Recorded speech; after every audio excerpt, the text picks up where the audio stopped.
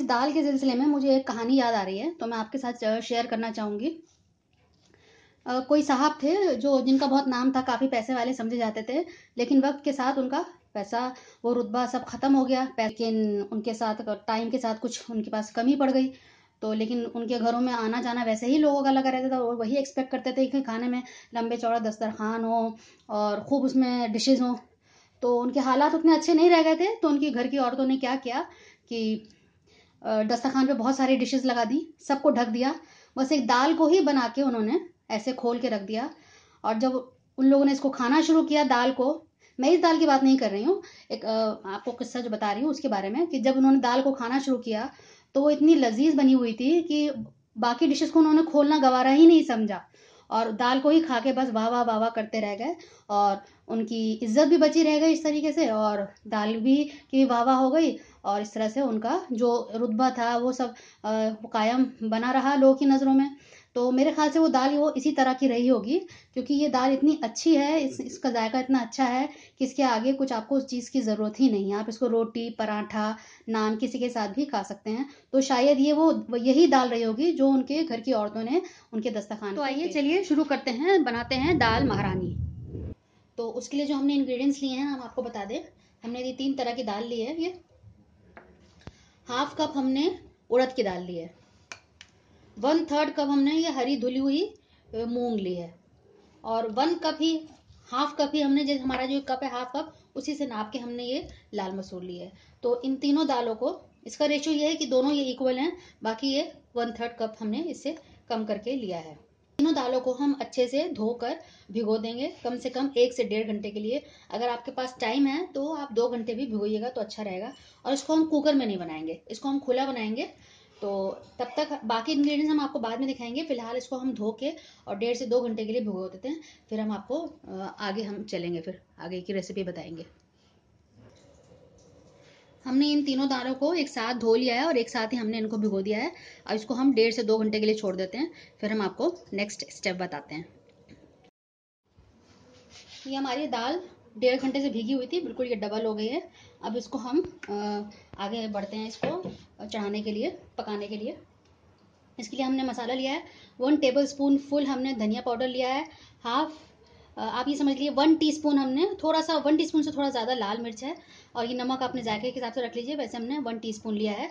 ये हरा धनिया है, इसको हमने धो के पहले से ही रखा हुआ है। ये मक्खन है, बाकी प्याज, ज़ीरा, और ये लहसुन है। हाफ नींबू हमने लिया है। ये क्रीम है, इसकी हमें ज़रूरत पड़ेगी। तो चलिए आइए, हम ऑन कर दिया है, अभी हमारी ये हाई पर ही है। हमने ओपन पैन ले रहे हैं, हम इसको कुकर में नहीं बना रहे हैं। कुकर पैन, खुले पैन में बनाने का अलग ही मज़ा, आप एक बार ट्राई करिएगा, कुकर में ना बनाते हुए खुले पैन में बनाइएगा। दाल को 1.5-2 घंटे जितनी आप भिगो सकते हैं मैक्सिमम टाइम भिगो दिएगा। दाल आपकी बहुत जल्दी बन जाएगी, इसमें टाइम नहीं लगता है अगर भीगी हुई हो। तो खुले में बनाने का अलग ही जायका है, हल्की आंच पे जब वो पकेगी धीरे धीरे तो बहुत अच्छी बनेगी। तो ये सारे मसाले हम डाल देते हैं, धनिया पाउडर, लाल मिर्च और नमक। हल्दी हम इसमें इस्तेमाल नहीं करेंगे। तो ये सारे मसाले हम एक साथ डाल देते हैं, अच्छे से हम इसको मिक्स कर देते हैं, और एक बॉईल आने तक हम इंतज़ार करेंगे। एक बॉईल आ जाए इसमें, अच्छे से आप सारे मसाले मिक्स कर दीजिए। ये ऐसी दाल है जिसको आप नान के साथ, रोटी के साथ, पराठे के साथ खा सकते हैं, बहुत अच्छी लगती है ये।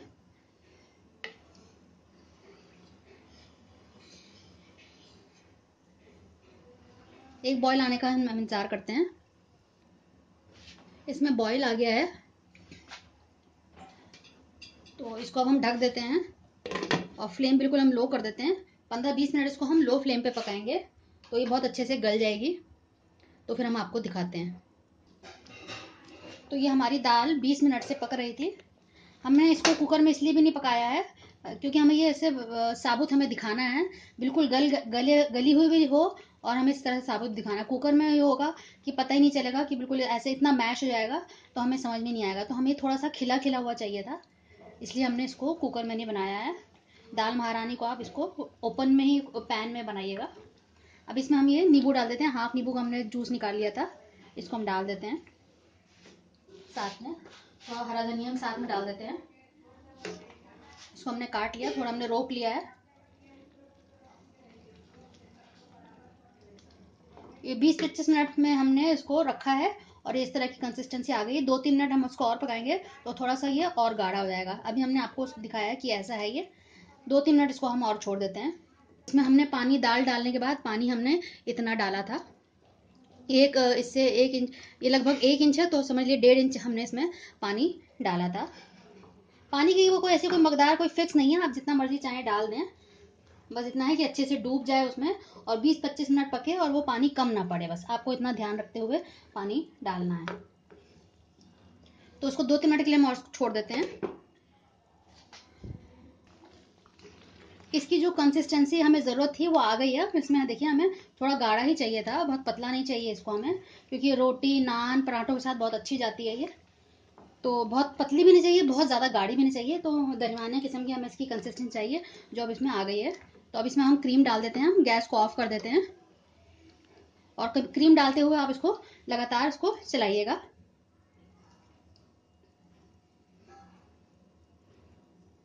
और ये हमारी अब तैयार हो गई है। अब इसका हम भगार तैयार करते हैं। हमने इसका फ्लेम ऑफ कर दिया है। ये हमने पैन रख दिया है, इसमें हम घी डाल देते हैं।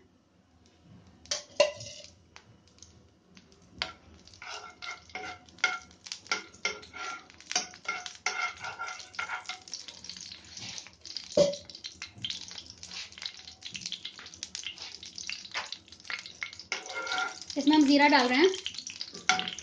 अच्छे से कड़कड़ाने लगेगा तो हम लहसुन डालेंगे। लहसुन को हमने चॉप कर लिया है बारीक। अब हम ये डाल देते हैं लहसुन।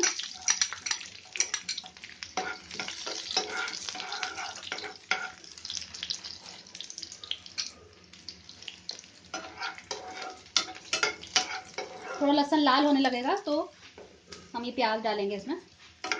थोड़ा ध्यान से काम करिएगा, ये थोड़ा कड़क रहा है तो हाथ में आने का डर है। अभी हमारे हाथ पे आया।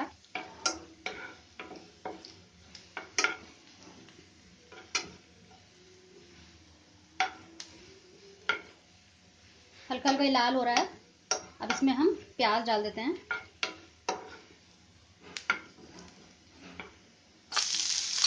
हमने प्याज डाल दिए।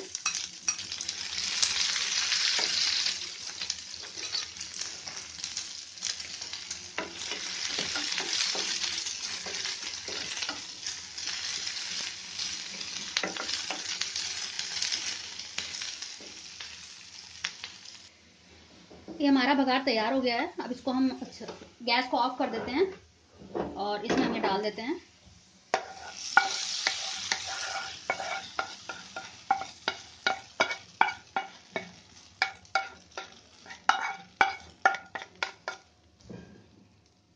अच्छे से आप इसको मिक्स कर दिए